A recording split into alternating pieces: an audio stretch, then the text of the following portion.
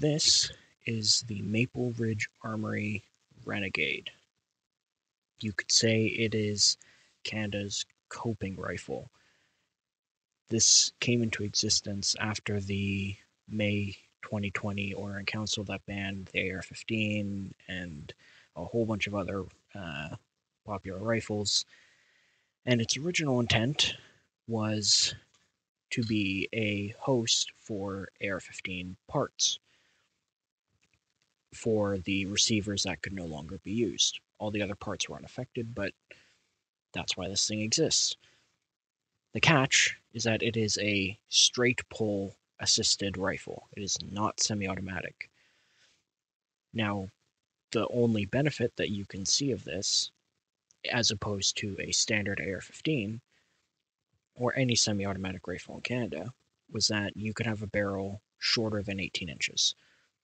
If a semi-automatic rifle in Canada was shorter than 18 inches, it would have been needed to be registered and could only be taken to the range, an approved range.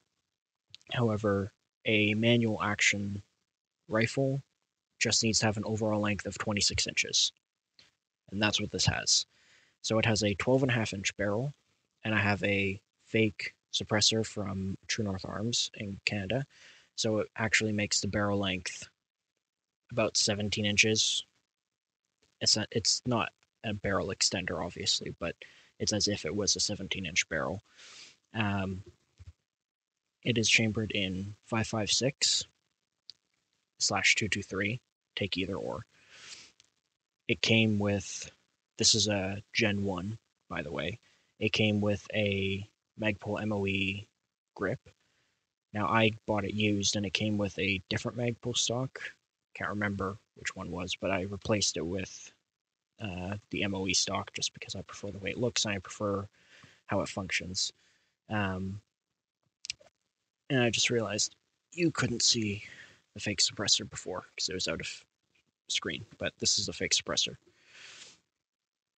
So on top of that, I also have a Primary Arms, what is it, Aurora's 5.56 ACSS reticle,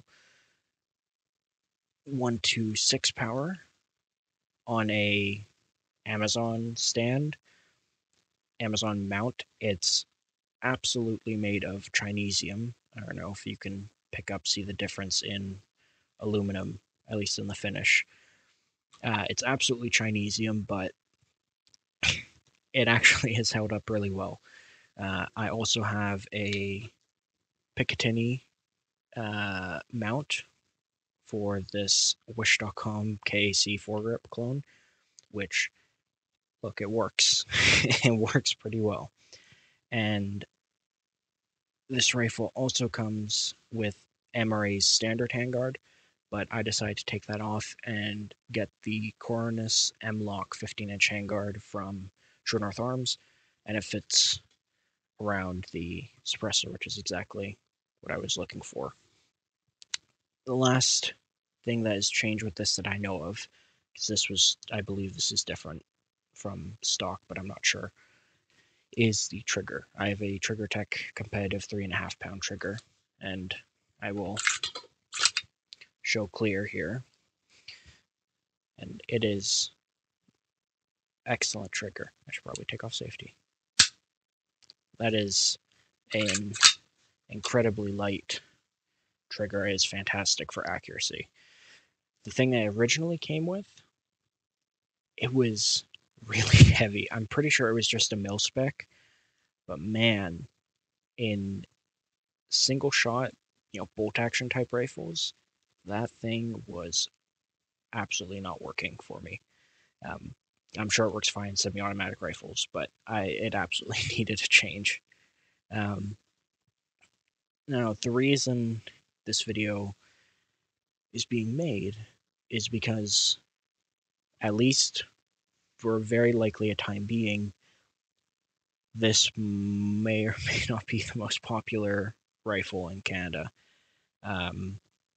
Just the other day, in the Public Safety Committee, the Liberal Party of Canada introduced an amendment that hasn't passed yet, but is almost guaranteed to get into the bill, that will ban all semi-automatic rifles and shotguns with detachable magazines that can hold up to or more than 5 rounds, which is basically saying if the rifle was designed to have an internal magazine or designed to have detachable magazines, but that only ever existed in 5 rounds, it won't be banned, unless it's banned by name, like the SKS probably will be. Then it's fine, but every other rifle, semi-automatic rifle, from the WK-180s, all the AR-180 variants, all the Brens, all of the Type 180s are all designed to have more than 5-round magazines. So we'll see what happens, but if you are looking to use the parts you spent your money on from any of the WKs, I'm not sure how many of these work, or you want to have a rifle that you can still use if all of your stuff got banned. This one, or at least until manufacturers create new designs that only have ever existed with 5-round magazines for them to be legal, but that might take 2 or 3 years, especially if they have to design a magazine from the ground up. But I have to say, this rifle, outside of maybe hunting, this rifle shouldn't exist. However, it is a very well-made rifle. I personally really, really love it. It feels, I believe it's as close to an AR-15 as you can get in terms of feel. The 180 variants, especially the Gen 2 WKs, feel great, at least in the hand, but they have mechanical problems, and they're also not quite an AR-15-ish. It's very close, but if there's any Canadians watching, this is a fantastic rifle. It's really well built. I've had absolutely no problems with it.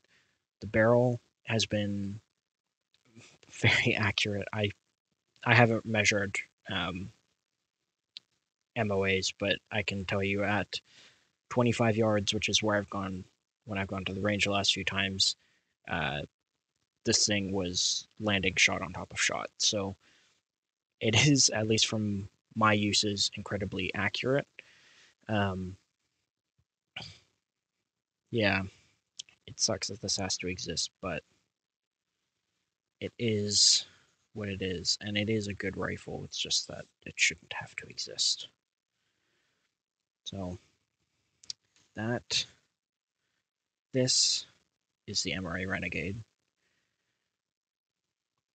I will have a video on some of my other guns in my collection, which is not large, small collection.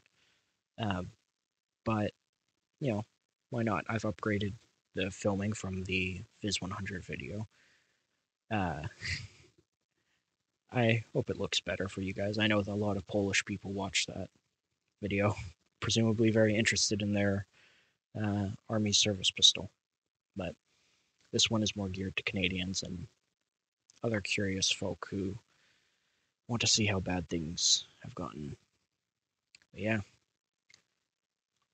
Thank you for watching, and I will have some videos on a customized Glock, a Ruger 1022, and a WK-181 AK AR-18 hybrid variant.